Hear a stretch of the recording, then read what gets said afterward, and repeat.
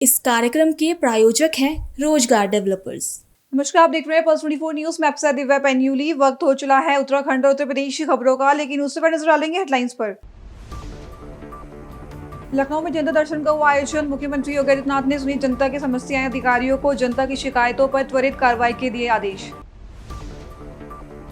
पिथौरागढ़ को 2026-27 जिला योजना की मिली मंजूरी। 7,173 लाख रुपए की बजट को मिली स्वीकृति। मंत्री रेखा आर्या ने आजीविका स्वरोजगार पर दिया फोकस। देश भर में रविवार को बदला मौसम का मिजाज। मसूरी में तेज आंधी बारिश से हुआ जनजीवन प्रभावित। सुबह के समय छाया घना अंधेरा। मौसम विभाग ने आने वाले दिनों के लिए अलर्ट किया जारी। गोंडा पुलिस का बड़ा ऑपरेशन। 251 मोबाइल फोन किए बरामद। एसओजी और सर्विलांस टीम की संयुक्त कार्रवाई से मिली सफलता। जनता में बड़ा भरोसा। तुम दोनों की मेहनत बहुत रंग लाई है बेटा।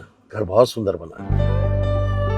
ये मेरे पापा का घर। पता है, देख तेरे पापा की नेम प्लेट अपने हाथों से लगाऊंगा। नेम प्लेट तो लग चुकी पापा।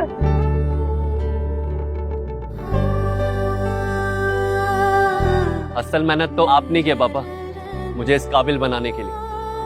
वो जिंदगी भर किराए के मकान में रहे, लेकिन तो आज ये घर मेरा नहीं, ये है मेरे पापा का घर।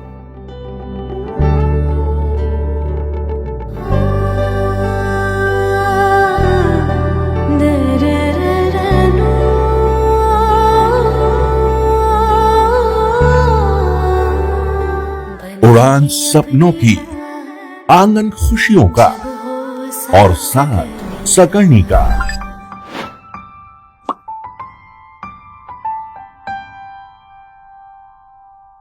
60 वर्षों से आपके साथ मनोरंजन और संस्कार का संगम, जाह्नवी मैगजीन।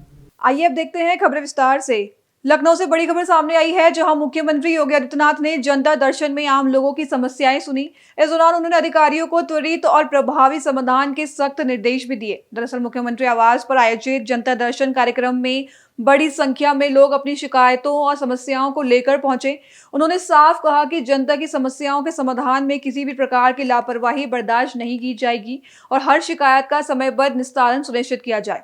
जनता दर्शन में पहुंचे लोगों ने अपनी समस्याएं सीधे मुख्यमंत्री के समक्ष रखी, जिसमें कई मामलों पर मौके पर ही कार्रवाई के निर्देश भी दिए गए। पिथौरागढ़ से बड़ी खबर है, जहां वर्ष 2026-27 की जिला योजना को मंजूरी दे दी गई है। बता दें, करीब 7,173.70 लाख रुपए की इस योजना में आजीविका, स्वरोजगार और बुनियादी विकास पर खास जोर दिया गया है। प्रभारी मंत्री ने अधिकारियों को योजना के प्रभावी और पारदर्शी क्रियान्वयन के निर्देश दिए हैं, ताकि इसका सीधा लाभ जनता तक पहुंच सके। दरअसल पिथौरागढ़ में प्रभारी मंत्री रेखा आर्या की अध्यक्षता में हुई जिला योजना समीक्षा की बैठक में 7,173.70 लाख रुपए की विकास योजना को स्वीकृति दे दी गई है। इस योजना में कृषि, उद्यान, पशुपालन, डेयरी, मत्स्य पालन और सहकारिता जैसे क्षेत्रों को प्राथमिकता दे दी गई है, ताकि स्थानीय स्तर पर रोजगार के अवसर बढ़ सके। योजना के तहत सड़क, पेयजल, सिंचाई, ऊर्जा, शिक्षा और स्वास्थ्य जैसे क्षेत्रों में भी बड़े कार्य शामिल किए गए हैं। इसके अलावा महिला स्वयं सहायता समूहों, बकरी पालन यूनिट, कुक्कुट पालन और बागबानी विकास पर भी जोर दिया गया।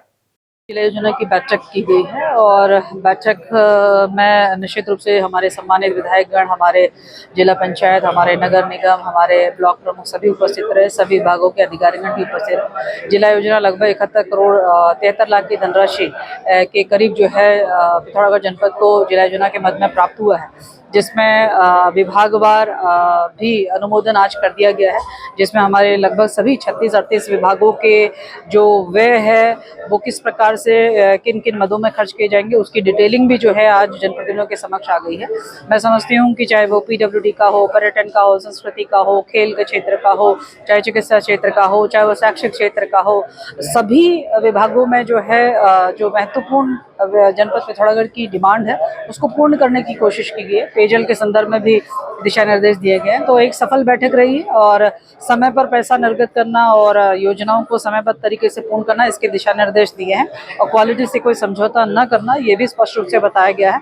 मैं मानती हूँ कि बैठक काफ़ी बढ़िया रही है। बीते रविवार उत्तराखंड सहित देश के कई हिस्सों पर तेज आंधी और बारिश के चलते मौसम ने अचानक करवट ली। बता दें, मसूरी में सुबह मौसम ने अचानक ऐसा रूप बदला कि पूरा शहर अंधेरे में डूब गया। घने बादलों और तेज बारिश ने लोगों और पर्यटकों को हैरान कर दिया। मौसम विभाग ने आने वाले दिनों में भी बारिश और तेज हवाओं की संभावना जताई है, जिसके चलते प्रशासन ने सतर्क रहने की अपील भी की है। दरअसल रविवार को मसूरी में सुबह के समय अचानक मौसम बदल गया और कुछ ही मिनटों में आसमान काले बादलों से ढक गया। विजिबिलिटी लगभग शून्य हो गई, जिससे दिन में ही रात जैसा अंधेरा छा गया और लोगों को घरों व दुकानों की लाइटें जलानी पड़ी। तेज गर्जन और बिजली चमकने के साथ झमाझम बारिश शुरू हो गई। धुंध और कोहरे के कारण सड़कों पर दृश्यता कम हो गई, जिससे वाहन चालकों को भारी परेशानी का सामना करना पड़ा। गन हिल जैसे पर्यटन स्थलों पर मौजूद पर्यटक अचानक बदले मौसम से घबरा गए। हालांकि कई लोगों ने इस अनोखे नजारे को कैमरे में कैद भी किया। खबर उत्तर प्रदेश के गोंडा से है, जहां पुलिस की एसओजी सर्विलांस और जनपदीय टीम ने खोए हुए 251 मोबाइल फोन बरामद कर लोगों के चेहरों पर मुस्कान लौटा दी है। बता दें, बरामद मोबाइलों की अनुमानित कीमत करीब 51 लाख रुपए बताई जा रही है। गोंडा पुलिस अधीक्षक के मार्गदर्शन और अपर पुलिस अधीक्षक पूर्वी अजीत कुमार रजत के नेतृत्व में ये बड़ी कार्रवाई की गई है। पुलिस के अनुसार बरामद मोबाइलों की कुल कीमत लगभग 51 लाख रुपए है, जिन्हें उनके वास्तविक मालिकों को वापस सौंप दिया गया है। मोबाइल मिलने पर लोगों ने पुलिस का आभार जताया। सर, आज कुछ मोबाइल का कई सारी मोबाइल बरामद हुई है, कैसा खुलासा है, क्या कुछ है?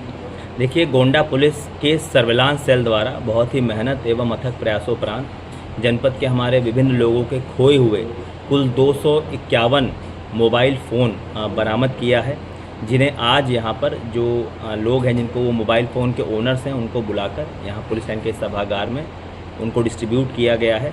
और जितने भी करीब 251 मोबाइल फ़ोन पाए गए हैं, इनकी कुल कीमत करीब 51 लाख के करीब है। और सर्विलांस सेल द्वारा लगातार इसी प्रकार मेहनत से कार्य करके पूर्व में भी बड़ी संख्या में लोगों के खोए हुए मोबाइल बरामद करके उनको लौटाए गए हैं और आगे भी हमारी ये कार्रवाई निरंतर चलती रहेगी। सर, इस बार जो पहले की अपेक्षा सबसे बड़ी मतलब खुलासा हुआ है, मतलब काफ़ी बड़ी कीमत की खुलासा हुआ है, 52 लाख के करीब। देखिए, निरंतर ये तो एक सतत प्रक्रिया है, लोगों के मोबाइल फ़ोन खोते रहते हैं और लगातार वो सर्विलांस वाले उस पर काम करते रहते हैं। कई बार जब फ़ोन चलता है तब पुलिस को उसकी जानकारी हो पाती है, इसलिए कभी कम कभी ज़्यादा, ये तो सतत प्रक्रिया है। और लेकिन लगातार जितने भी हमारे इस तरह के प्रकार के रिपोर्ट किए जाते हैं मोबाइल फ़ोन खोने के, उन सभी पे काम होता है और देर सबेर सबके मोबाइल फ़ोन हमारा यही प्रयास रहता है कि उनको लौटा दिए जाए। सर, जैसे कोई फ़ोन अगर खो जाता है तो तत्काल क्या करना चाहिए? फ़ोन खोते ही तत्काल आपको सर्विलांस सेल को या निजी जो लोकल थाना है वहाँ सूचित करना चाहिए। अपना सिम ब्लॉक कराना चाहिए टेलीकॉम कंपनी को संपर्क करके, ताकि उसका कोई दुरुपयोग ना हो सके। उसके उपरांत सर्विलांस सेल की अपनी तरीका है, अपनी कार्रवाई है, जिस प्रकार से हम लोग फ़ोन को ट्रेस करते हैं और हमारा प्रयास रहता है कि सभी के फ़ोन हम ट्रेस कर उनको सकुशल वापस लौटा दें। मसूरी से बड़ी खबर है, जहां पर्यटन सीजन के बीच झूला घर स्थित रेंजर झूले को नगर पालिका प्रशासन ने सुरक्षा मानकों के उल्लंघन के आरोप में सील कर दिया है। बता दें, इस कार्रवाई के बाद प्रशासन और झूला संचालक आमने सामने आ गए हैं। दरअसल प्रशासन का कहना है कि झूला संचालक द्वारा सुरक्षा से जुड़े जरूरी दस्तावेज जैसे IIT रुड़की के तकनीकी निरीक्षण और NOC उपलब्ध नहीं कराए गए थे। इसके अलावा वार्षिक शुल्क भी जमा नहीं किया गया था, जिसके चलते कई बार नोटिस दिए जाने के बाद ये कार्रवाई की गई।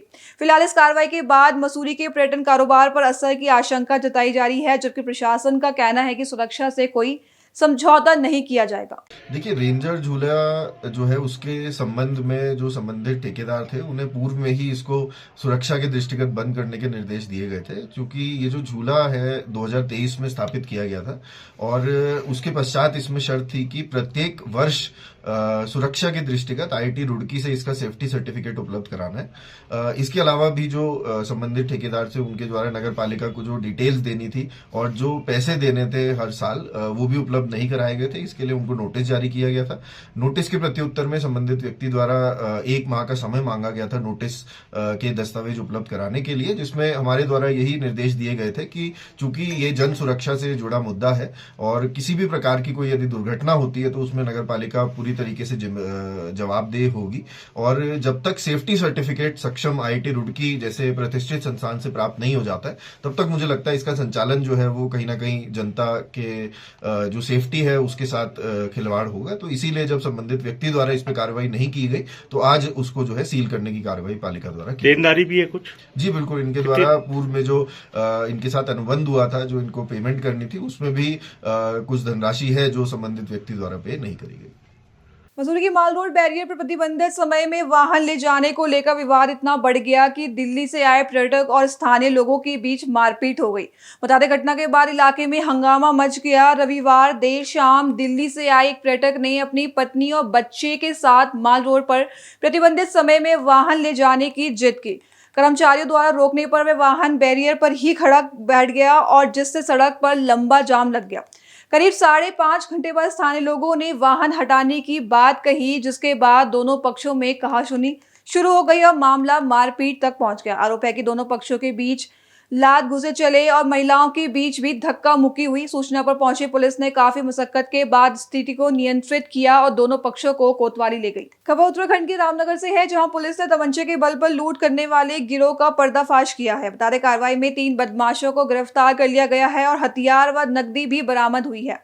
पुलिस ने तीनों के खिलाफ आर्म एक्ट के तहत मुकदमा दर्ज कर उन्हें जेल भेज दिया गया, जबकि गिरोह के अन्य सदस्यों की तलाश अभी भी जारी है। मामला 29 अप्रैल का है, जब मालधन चौड़ निवासी सुरजीत सिंह अपने बेटे के साथ घर लौट रहे थे। इसी दौरान 2 स्कूटियों पर सवार 4 युवकों ने उनका रास्ता रोककर तमंचा तान दिया और मारपीट करते हुए 10,000 रुपए और मोबाइल लूटकर फरार हो गए। बता दें, पूछताछ में आरोपियों ने अपना जुर्म कबूल कर लिया है। जी, कोतवाली रामनगर क्षेत्र में वादी श्री सुरजीत सिंह द्वारा एक तहरीर के माध्यम से एप्लीकेशन दी गई।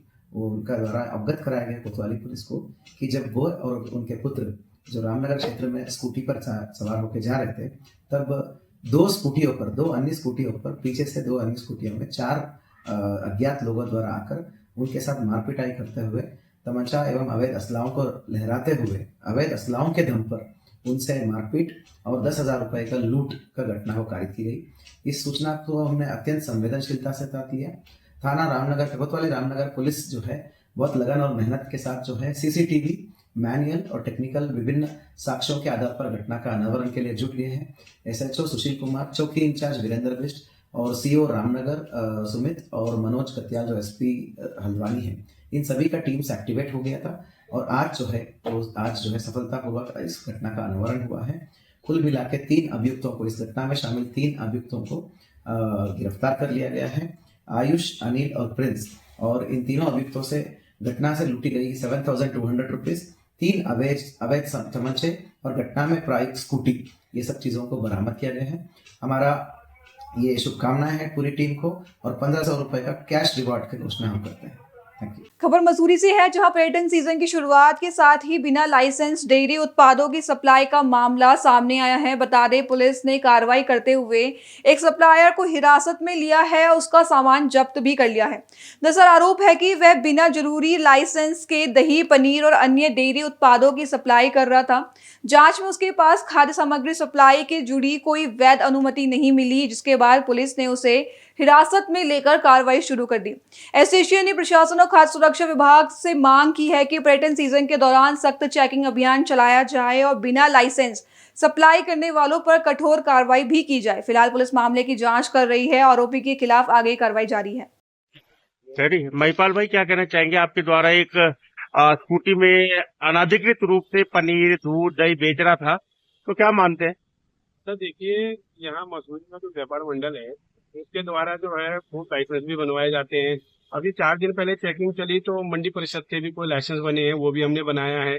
और बार बार हम लोगों को, डेयरी वालों को यहाँ परेशान किया जाता है और माल तो बेचते हैं बाहर से आके, लोग सहारनपुर से आ रहे हैं।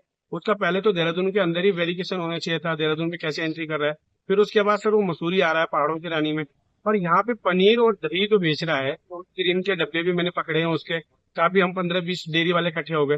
कहने का मतलब ये रहता है सर कि बाहर से आके आदमी यहाँ बेच के चला जाता है और बदनाम होता है मसूरी का आदमी, मसूरी का व्यापारी बदनाम हो रहा है। मसूरी का जो डेयरी वाला है, हम दूध का जो काम करते हैं उसके पीछे हमें जो है बहुत कुछ भुगतना पड़ता है। जैसे बच्चे हमारे वैसे ही दूसरों के भी होते हैं। हम नहीं चाहते कि किसी को जो है खराब माल खिलाएं या मतलब कोई नंबर 2 का माल मंगवाए। हमारे जो हम काउंटर के ऊपर जो बेचते हैं, काउंटर पे बेचने का मतलब होता है कि कभी भी फूड सेफ्टी वाला आके चेक कर सकता है। ऐसा नहीं है कि कभी हमारे माल में प्रॉब्लम आए। लोकल माल हम यहाँ जो आता है उसमें भी कोई प्रॉब्लम नहीं आती, लेकिन जो ये बाहर से सहारनपुर से आ रहे हैं, यूपी से आ रहे हैं, इनको पहले तो पुलिस ने जांच करनी चाहिए इनकी। फिर उसके बाद कोल्लू खेत पे हमारे एक बैरियर पड़ता है, वहां से कैसे एंट्री करते हैं ये समझ नहीं आता।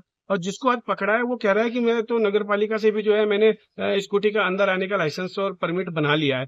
तो ये भी बहुत खेत का विषय है कि मसूरी के अंदर और माल रोड में आ रहा है और 2-2 किलो 1-1 किलो पनीर बेच रहा है होटलों में।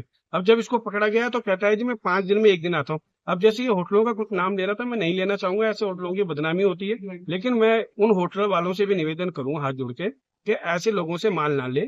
ठीक है, 10-20 रुपए के चक्कर में जो है आप अपनी जो अच्छी खासी पोजीशन होती है होटल की उसे खराब ना करें। ऐसे तो पर्यटकों के फेस से भी खिलवाड़ हो रहा है ना सर। अब पर्यटकों को ही तो ज्यादा प्रॉब्लम आती है। हाँ। अभी आपने पिछली बार देखा होगा कईयों का अटैक पड़े। हाँ। क्या पता कौन सा पनीर खा के अटैक पड़ा। हाँ। और फिर वो बाद में जो बदनाम होता है कि यार हमने वहाँ पे पनीर टिक्का खाया, हमने ये चीज किया वो चीज किया। तो उसके लिए जी सर हमें बहुत जो पनीर इसके पास आई है उसकी कैसी गुणवत्ता है? आप तो पनीर का काम करते हैं सर। जो इसके पास अभी हमने पनीर पकड़ा है बिल्कुल रबड़, एकदम टूट नहीं रहा है। हाँ। ऐसे जैसे चिंगम खींच रही है। हाँ। तो ऐसे में तो हम तो पुलिस से भी कह रहे हैं कि इसका चालान कीजिए और इसको जो है बिल्कुल जाने नहीं देना चाहिए और इसके जो भी सामान है इसको जब्त करें और कूड़े में डालें। Mussoorie traders and welfare association द्वारा आज यहाँ पे जब व्यापारियों का फोन आया तो मेरे द्वारा यहाँ पे इनकी दुकान पे पहुंचा गया और यहाँ पे देखा गया कि एक व्यापारी तो नहीं कहूंगा, कोई बाहर से आया हुआ सहारनपुर से कोई आदमी आ रखा है, वो स्कूटी पे दूध दही पनीर बेच रहे थे। तो ऐसे में हमारे द्वारा उनसे प्रश्न किया गया कि भाई आप यहाँ कैसे बेच रहे हैं, तो अपने डॉक्यूमेंट दिखाइए। तो उनके द्वारा ना तो कोई सक्षम कागज दिखाया गया, ना उनके पास फूड लाइसेंस था और ना ही उनके पास कोई माल का बिल था और ना ही उनके पास जिस वाहन पे वो बेच रहे थे उसके कोई प्रॉपर पेपर थे। तो ऐसा देखते हुए हमें हमारे द्वारा तुरंत पुलिस को ये मामला बताया गया। तो पुलिस ने उसको पकड़ा है और अब उचित कार्रवाई उस पर पुलिस द्वारा करी जा रही है। सर क्या मानते हैं, ये तो एक बहुत बड़ी लापरवाही है ना कि सहारनपुर से आदमी उत्तराखंड और उत्तराखंड से सीधा मसूरी, तो इसको लेकर तो अब प्रशासन को और फूड सेफ्टी को तो काफी अलर्ट होना पड़ेगा। देखिए हमारा जो है फूड सेफ्टी डिपार्टमेंट बहुत अलर्ट है, वो समय समय पे यहाँ पे चेकिंग करते हैं, ड्राइव चलाते हैं और हमारे समस्त दुकानदार मसूरी के समस्त लोगों के पास फूड के लाइसेंस और वो गुणवत्ता का सामान बेचते हैं। और ये जो लोग गलत सामान बेच रहे हैं ये बाहर से आ रहे हैं, तो इनके लिए फूड सेफ्टी डिपार्टमेंट को हम आग्रह करेंगे या अपने पुलिस प्रशासन को आग्रह करेंगे कि इनको देहरादून में ही जहाँ से ये ला रहे हैं या सहारनपुर या जिन शहरों से ला रहे हैं वहीं पे इनको रोका जाए या कोल्लू खेत पे इनकी चेकिंग हो, ताकि जो मसूरी में जो सामान आ सके वो उसकी गुणवत्ता ठीक हो और खाने में वो ठीक हो, किसी को नुकसान ना करे। अभी के लिए बस इतना ही। खबरों के लिए बने रहे पल्स 24 न्यूज के साथ। तब तक के लिए नमस्कार। इस कार्यक्रम के प्रायोजक थे रोजगार डेवलपर्स। तुम दोनों की मेहनत बहुत रंग लाई है बेटा, घर बहुत सुंदर बना है। ये मेरे पापा का घर। पता है, देख तेरे पापा की नेम प्लेट अपने हाथों से लगाऊंगा। नेम प्लेट तो लग चुकी पापा।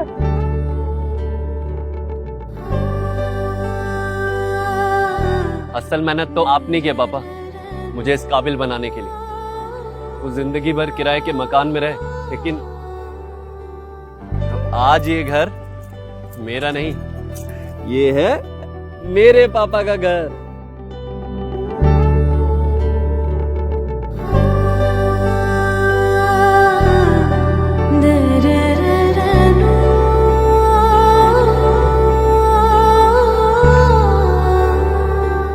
उड़ान सपनों की, आंगन खुशियों का और साथ सकर्णी का।